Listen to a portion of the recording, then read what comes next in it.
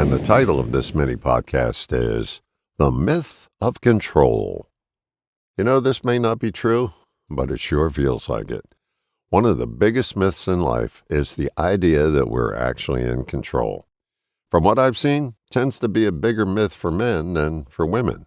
But let's put on our honesty hats. Control doesn't discriminate. Anyone can fall for it. Think about what we're really trying to control. It's reality itself, that which is. And if we ever stop long enough to see that, we'd probably double over laughing at the absurdity. But instead of laughing, most of us just double down and try to control the next thing that's completely uncontrollable. Here's a pretty good sign that you're tangled up in control.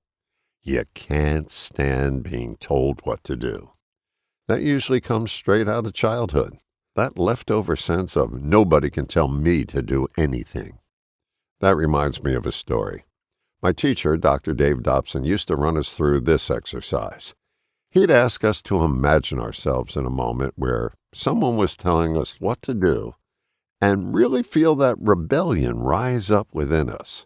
When it maxed out, he'd have us look down at the palm of our hands and laugh out loud. It was a pattern interrupt. We were seeing the I can't be told what to do script running in our minds and breaking it with laughter.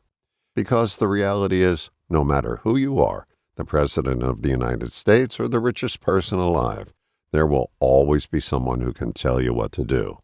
Which leads me to another story. Years ago when I was doing a radio talk show, we had a regular caller named Larry. Larry's mission in life was proving that income tax was illegal. And listen, he had all the arguments lined up, the same ones people still make today. But what Larry never saw was what his fight was doing to him.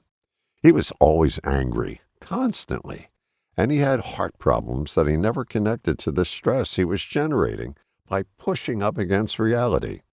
His fight really wasn't with the government. It was with his own refusal to be told what to do. The tax system just happened to be the battlefield he chose. If it hadn't been taxes, he would have found something else. Now, let me be clear. This isn't me saying you shouldn't stand up to oppression. Not at all. It's a reminder that your mission shouldn't cost you your mental well-being or your health. I think of that heartbreaking incident years ago when a man burned down his house and flew his plane into an IRS office in Texas. In his mind, that was taking control. He believed he had no other option, and that belief cost him his life and the lives of innocent people. And it reminds me of just one more story. A long time ago, I spoke about New Hampshire's state motto, live free or die. It's one of the most controlling statements I've ever heard. It basically says, if I can't control the situation, I'd rather die. Where's the option to stay alive and figure out another way to be free? That takes patience, something people obsessed with control usually don't have. Listen, I have no issue with people being passionate about the things they believe in. Passion is great. The problem is believing you can control reality. You can't. None of us can. And when we try, we suffer. Suffering is simply the cost of trying to control what is. You do yourself, and whatever cause you care about, a huge favor by pausing long enough to laugh at the idea that you're in control, and then refocus on something that doesn't depend on controlling reality. You'll live longer, and you'll get more done. All the best, John.